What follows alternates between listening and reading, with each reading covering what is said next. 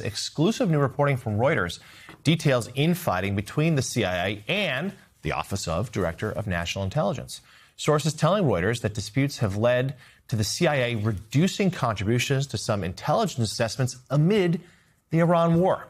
Let's bring in one of the journalists behind that report, national security correspondent for Reuters, Aaron Banco. Aaron, great to see you this morning. So tell us more about the reporting, which, again, we need to highlight is coming in the midst of a war. And yes, there is a fragile ceasefire. I'll emphasize fragile. There was a lot of violence overnight.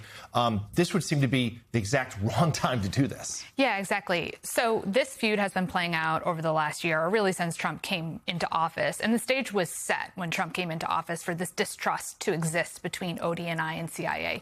Tulsi Gabbard came into office creating this group called the Directors Initiative Group with the stated goal of basically rooting out the deep state.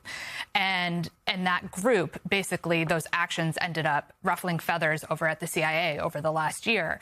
And so there have been several confrontations. And I should note, DNI and CIA directors have fought in the past. It's not normally, it's not abnormal for these two roles to have some infighting. But it's been unusually confrontational between the two offices. And what it's resulted in is a real scale back from the CIA of contributing to NIC assessments, National Intelligence Council assessments, of which the CIA is normally a huge contributor of. So what they've been doing is putting down the pen, not co-authoring a lot of these assessments, especially on Iran.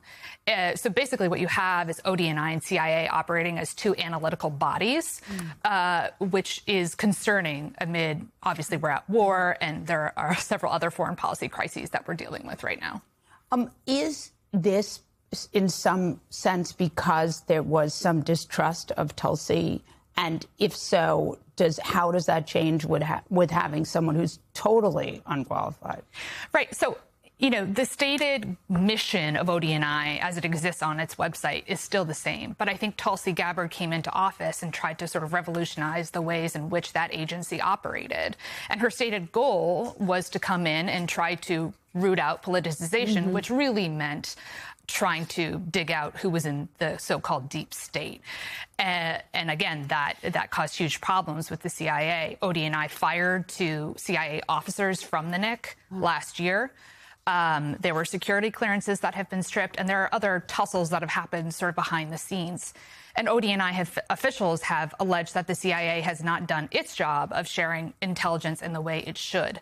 And so what we have right now is a real turf war over mission and values, of which, we have seen a real breaking of collaboration on analytical products that are supposed to be going to policymakers. Now, I should note, the CIA has other ways of getting its intelligence to President Trump. Right. Director Ratcliffe has the president's ear. He has for a long time.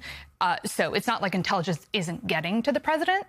But I would say that the sort of breaking down of collaboration is a real sort of example of the rift at play here. And I'm glad you highlighted there about Director Ratcliffe, because he is camped out in the West Wing at times, and it clearly enjoys the president's ear, at least for now. His influence seems to only be growing. The new reporting from Reuters is available to read online now. National security correspondent for Reuters, Aaron Banco. Aaron, great work. Thank you for joining us this morning.